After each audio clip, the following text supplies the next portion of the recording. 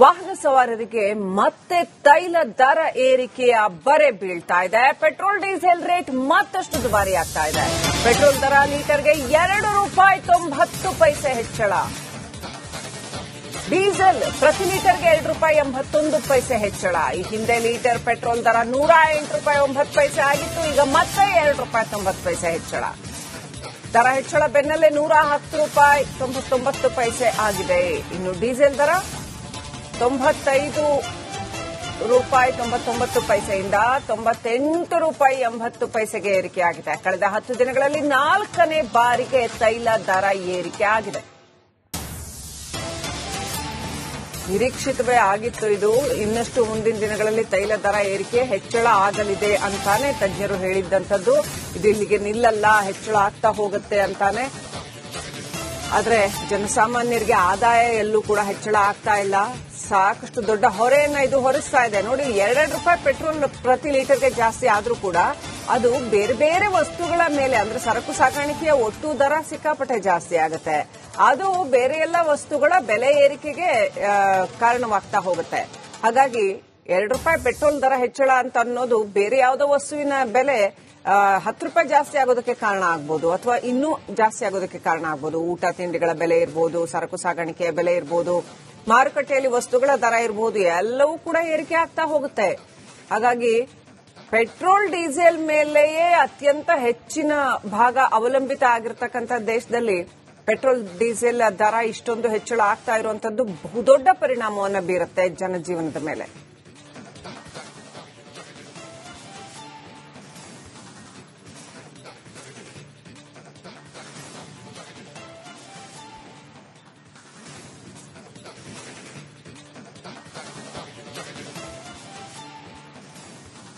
ಈ ವಿಚಾರಕ್ಕೆ ಸಂಬಂಧಪಟ್ಟಂತೆ ಇನ್ನಷ್ಟು ಅಪ್ಡೇಟ್ ಪಡ್ಕೊಳ್ಳೋಣ. ಪ್ರತಿನಿಧಿ ಚರಣ್ ಲೈವ್ ಕನೆಕ್ಟ್ ಆಗಿದ್ದಾರೆ. ಚರಣ್, 4ನೇ ಬಾರಿಗೆ ತೈಲ ದರ ಏರಿಕೆ ಆಗಿರ್ತಕ್ಕಂಥದ್ದು. ಹಂತ ಹಂತವಾಗಿ ರೇಟ್ ಜಾಸ್ತಿ ಮಾಡ್ತಾ ಬರ್ತಾ ಇದ್ದಾರೆ.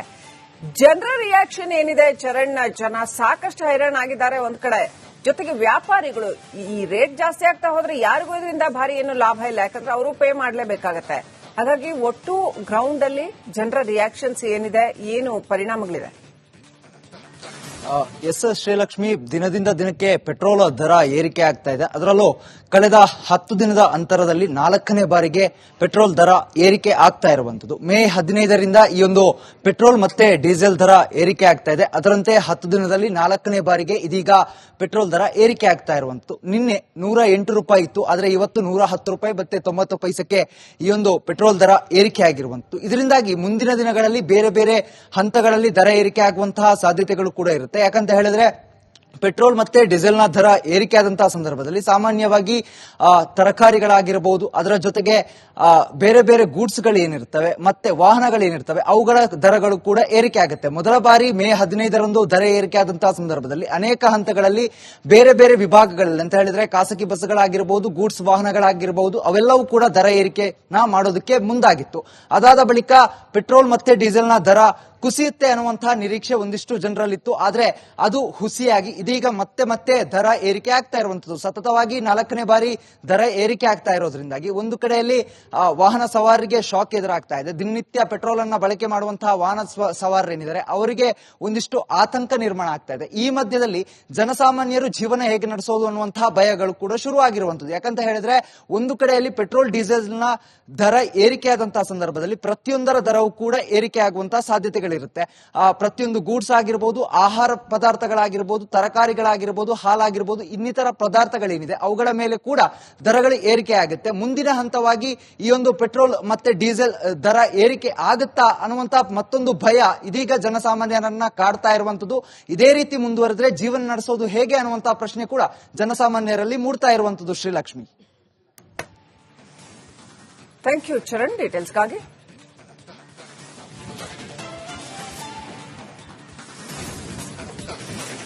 ವಾಹನ ಸವಾರರಿಗೆ ಮತ್ತೆ ತೈಲ ದರ ಏರಿಕೆಯ ಬರೆ ಬೀಳ್ತಾ ಇದೆ. ಪೆಟ್ರೋಲ್ ಡೀಸೆಲ್ ರೇಟ್ ಮತ್ತಷ್ಟು ದುಬಾರಿ ಆಗ್ತಾ ಇದೆ.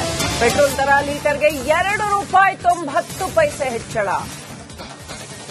ಡೀಸೆಲ್ ಪ್ರತಿ ಲೀಟರ್ಗೆ ₹2.81 ಹೆಚ್ಚಳ. ಈ ಹಿಂದೆ ಲೀಟರ್ ಪೆಟ್ರೋಲ್ ದರ ₹108.09 ಆಗಿತ್ತು. ಈಗ ಮತ್ತೆ ₹2.90 ಹೆಚ್ಚಳ. ದರ ಹೆಚ್ಚಳ ಬೆನ್ನಲ್ಲೇ 110 ರೂಪಾಯಿ 99 ಪೈಸೆ ಆಗಿದೆ.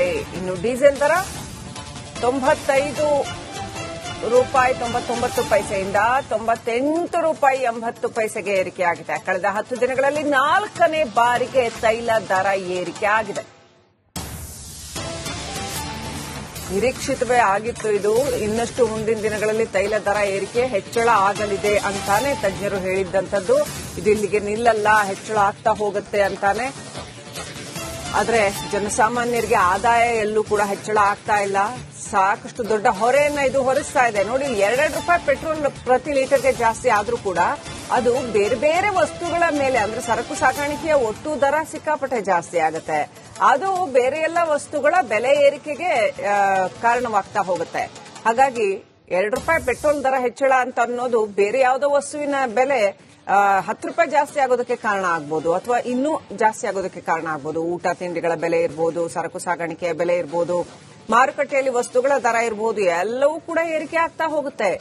ಹಾಗಾಗಿ ಪೆಟ್ರೋಲ್ ಡೀಸೆಲ್ ಮೇಲೆಯೇ ಅತ್ಯಂತ ಹೆಚ್ಚಿನ ಭಾಗ ಅವಲಂಬಿತ ಆಗಿರ್ತಕ್ಕಂಥ ದೇಶದಲ್ಲಿ ಪೆಟ್ರೋಲ್ ಡೀಸೆಲ್ ದರ ಇಷ್ಟೊಂದು ಹೆಚ್ಚಳ ಆಗ್ತಾ ಇರುವಂತದ್ದು ಬಹುದೊಡ್ಡ ಪರಿಣಾಮವನ್ನು ಬೀರುತ್ತೆ ಜನಜೀವನದ ಮೇಲೆ.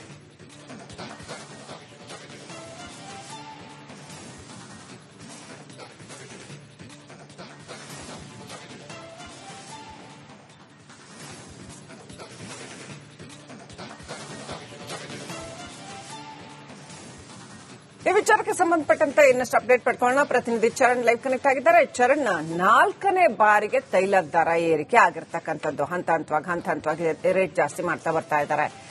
ಜನರ ರಿಯಾಕ್ಷನ್ ಏನಿದೆ ಚರಣ್? ಜನ ಸಾಕಷ್ಟು ಹೈರಾಣಾಗಿದ್ದಾರೆ ಒಂದ್ ಕಡೆ, ಜೊತೆಗೆ ವ್ಯಾಪಾರಿಗಳು ಈ ರೇಟ್ ಜಾಸ್ತಿ ಆಗ್ತಾ ಹೋದ್ರೆ ಯಾರಿಗೂ ಇದರಿಂದ ಭಾರಿ ಏನು ಲಾಭ ಇಲ್ಲ, ಯಾಕಂದ್ರೆ ಅವರು ಪೇ ಮಾಡಲೇಬೇಕಾಗತ್ತೆ. ಹಾಗಾಗಿ ಒಟ್ಟು ಗ್ರೌಂಡ್ ಅಲ್ಲಿ ಜನರ ರಿಯಾಕ್ಷನ್ಸ್ ಏನಿದೆ, ಏನು ಪರಿಣಾಮಗಳಿದೆ? ಎಸ್ ಶ್ರೀಲಕ್ಷ್ಮಿ, ದಿನದಿಂದ ದಿನಕ್ಕೆ ಪೆಟ್ರೋಲ್ ದರ ಏರಿಕೆ ಆಗ್ತಾ ಇದೆ. ಅದರಲ್ಲೂ ಕಳೆದ 10 ದಿನದ ಅಂತರದಲ್ಲಿ 4ನೇ ಬಾರಿಗೆ ಪೆಟ್ರೋಲ್ ದರ ಏರಿಕೆ ಆಗ್ತಾ ಇರುವಂತದ್ದು. ಮೇ 15ರಿಂದ ಈ ಒಂದು ಪೆಟ್ರೋಲ್ ಮತ್ತೆ ಡೀಸೆಲ್ ದರ ಏರಿಕೆ ಆಗ್ತಾ ಇದೆ. ಅದರಂತೆ 10 ದಿನದಲ್ಲಿ 4ನೇ ಬಾರಿಗೆ ಇದೀಗ ಪೆಟ್ರೋಲ್ ದರ ಏರಿಕೆ ಆಗ್ತಾ ಇರುವಂತದ್ದು. ನಿನ್ನೆ 108 ರೂಪಾಯಿ ಇತ್ತು, ಆದರೆ ಇವತ್ತು 110 ರೂಪಾಯಿ ಮತ್ತೆ 90 ಪೈಸೆಗೆ ಈ ಒಂದು ಪೆಟ್ರೋಲ್ ದರ ಏರಿಕೆ ಆಗಿರುವಂತದ್ದು. ಇದರಿಂದಾಗಿ ಮುಂದಿನ ದಿನಗಳಲ್ಲಿ ಬೇರೆ ಬೇರೆ ಹಂತಗಳಲ್ಲಿ ದರ ಏರಿಕೆ ಆಗುವಂತಹ ಸಾಧ್ಯತೆಗಳು ಕೂಡ ಇರುತ್ತೆ. ಯಾಕಂತ ಹೇಳಿದ್ರೆ ಪೆಟ್ರೋಲ್ ಮತ್ತೆ ಡೀಸೆಲ್ನ ದರ ಏರಿಕೆ ಆದಂತಹ ಸಂದರ್ಭದಲ್ಲಿ ಸಾಮಾನ್ಯವಾಗಿ ತರಕಾರಿಗಳಾಗಿರಬಹುದು, ಅದರ ಜೊತೆಗೆ ಬೇರೆ ಬೇರೆ ಗೂಡ್ಸ್ಗಳು ಏನಿರ್ತವೆ ಮತ್ತೆ ವಾಹನಗಳೇನಿರ್ತವೆ ಅವುಗಳ ದರಗಳು ಕೂಡ ಏರಿಕೆ ಆಗುತ್ತೆ. ಮೊದಲ ಬಾರಿ ಮೇ 15ರಂದು ದರ ಏರಿಕೆ ಆದಂತಹ ಸಂದರ್ಭದಲ್ಲಿ ಅನೇಕ ಹಂತಗಳಲ್ಲಿ ಬೇರೆ ಬೇರೆ ವಿಭಾಗಗಳಲ್ಲಿ ಅಂತ ಹೇಳಿದ್ರೆ ಖಾಸಗಿ ಬಸ್ಗಳಾಗಿರಬಹುದು, ಗೂಡ್ಸ್ ವಾಹನಗಳಾಗಿರಬಹುದು, ಅವೆಲ್ಲವೂ ಕೂಡ ದರ ಏರಿಕೆನ ಮಾಡೋದಕ್ಕೆ ಮುಂದಾಗಿತ್ತು. ಅದಾದ ಬಳಿಕ ಪೆಟ್ರೋಲ್ ಮತ್ತೆ ಡೀಸೆಲ್ನ ದರ ಕುಸಿಯುತ್ತೆ ಅನ್ನುವಂತಹ ನಿರೀಕ್ಷೆ ಒಂದಿಷ್ಟು ಜನರಲ್ಲಿತ್ತು. ಆದ್ರೆ ಅದು ಹುಸಿಯಾಗಿ ಇದೀಗ ಮತ್ತೆ ದರ ಏರಿಕೆ ಆಗ್ತಾ ಇರುವಂತದ್ದು. ಸತತವಾಗಿ 4ನೇ ಬಾರಿ ದರ ಏರಿಕೆ ಆಗ್ತಾ ಇರೋದ್ರಿಂದಾಗಿ ಒಂದು ಕಡೆಯಲ್ಲಿ ವಾಹನ ಸವಾರರಿಗೆ ಶಾಕ್ ಎದುರಾಗ್ತಾ ಇದೆ. ದಿನನಿತ್ಯ ಪೆಟ್ರೋಲ್ ಅನ್ನ ಬಳಕೆ ಮಾಡುವಂತಹ ವಾಹನ ಸವಾರರೇನಿದ್ದಾರೆ ಅವರಿಗೆ ಒಂದಿಷ್ಟು ಆತಂಕ ನಿರ್ಮಾಣ ಆಗ್ತಾ ಇದೆ. ಈ ಮಧ್ಯದಲ್ಲಿ ಜನಸಾಮಾನ್ಯರು ಜೀವನ ಹೇಗೆ ನಡೆಸೋದು ಅನ್ನುವಂತಹ ಭಯಗಳು ಕೂಡ ಶುರುವಾಗಿರುವಂತದ್ದು. ಯಾಕಂತ ಹೇಳಿದ್ರೆ ಒಂದು ಕಡೆಯಲ್ಲಿ ಪೆಟ್ರೋಲ್ ಡೀಸೆಲ್ನ ದರ ಏರಿಕೆ ಆದಂತಹ ಸಂದರ್ಭದಲ್ಲಿ ಪ್ರತಿಯೊಂದರ ದರವು ಕೂಡ ಏರಿಕೆ ಆಗುವಂತಹ ಸಾಧ್ಯತೆಗಳಿರುತ್ತೆ. ಪ್ರತಿಯೊಂದು ಗೂಡ್ಸ್ ಆಗಿರಬಹುದು, ಆಹಾರ ಪದಾರ್ಥಗಳಾಗಿರ್ಬೋದು, ತರಕಾರಿಗಳಾಗಿರ್ಬೋದು, ಹಾಲಾಗಿರ್ಬೋದು, ಇನ್ನಿತರ ಪದಾರ್ಥಗಳೇನಿದೆ ಅವುಗಳ ಮೇಲೆ ಕೂಡ ದರಗಳು ಏರಿಕೆ ಆಗುತ್ತೆ. ಮುಂದಿನ ಹಂತವಾಗಿ ಈ ಒಂದು ಪೆಟ್ರೋಲ್ ಮತ್ತೆ ಡೀಸೆಲ್ ದರ ಏರಿಕೆ ಆಗುತ್ತಾ ಅನ್ನುವಂತಹ ಮತ್ತೊಂದು ಭಯ ಇದೀಗ ಜನಸಾಮಾನ್ಯರನ್ನ ಕಾಡ್ತಾ ಇರುವಂತದ್ದು. ಇದೇ ರೀತಿ ಮುಂದುವರೆದ್ರೆ ಜೀವನ ನಡೆಸೋದು ಹೇಗೆ ಅನ್ನುವಂತಹ ಪ್ರಶ್ನೆ ಕೂಡ ಜನಸಾಮಾನ್ಯರಲ್ಲಿ ಮೂಡ್ತಾ ಇರುವಂತದ್ದು. Srilakshmi, thank you Charan ಡೀಟೇಲ್ಸ್ಗಾಗಿ.